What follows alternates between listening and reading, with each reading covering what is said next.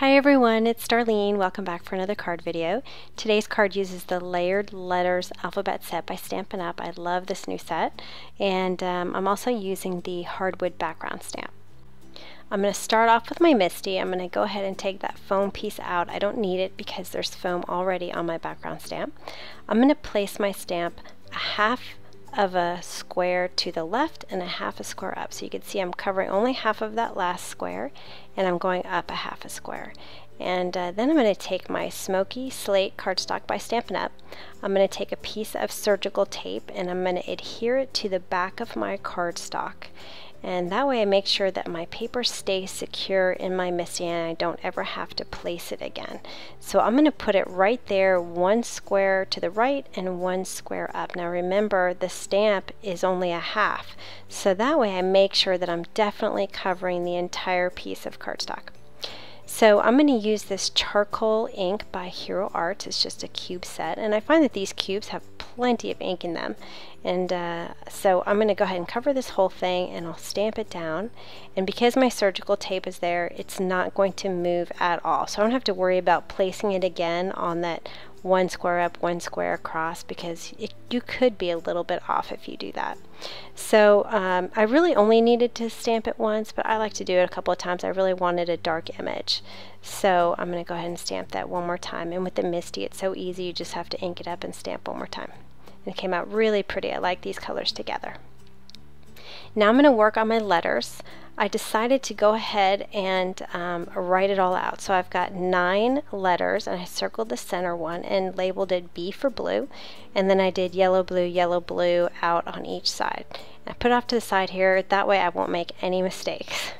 And now what I'm going to do is I'm going to mark the center. Now because my letters are a little bit wider on the left in the Nailed It word, I'm going to go ahead and mark it actually 1/8 of an inch to the right of center to give me a little bit extra space on the left.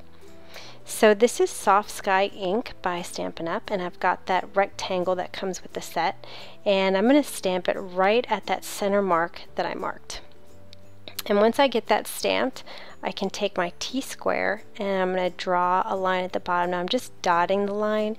I don't really need a heavy line, it's just a guide, and that way it's much easier to erase a couple of dots. So because I have 9, it's odd, so I'm just kind of, splitting everything in half. So I'm going to do both sides on the edges because I have blues at the very edges, and then one in between the first and the third, and then one in between the third and the fifth. And that'll give me 5 pretty much equidistant because I had made that center mark just a little bit more to the right. And then I'm taking my So Saffron, which is kind of a subtle yellow, and I'm just going to fill in each of the centers. And they're going to overlap a little bit, but that's fine. When I saw this pound sign or the hashtag in the alphabet set, I knew I had to do something like this, something fun, because my kids are all into that sort of thing. So I went ahead and did each of the letters individually. So I stamped it with some VersaFine black onyx ink, and then I cleaned my stamp, and then I got another letter, and then I stamped it, and then I cleaned it, then I got another letter, and I just kept doing that.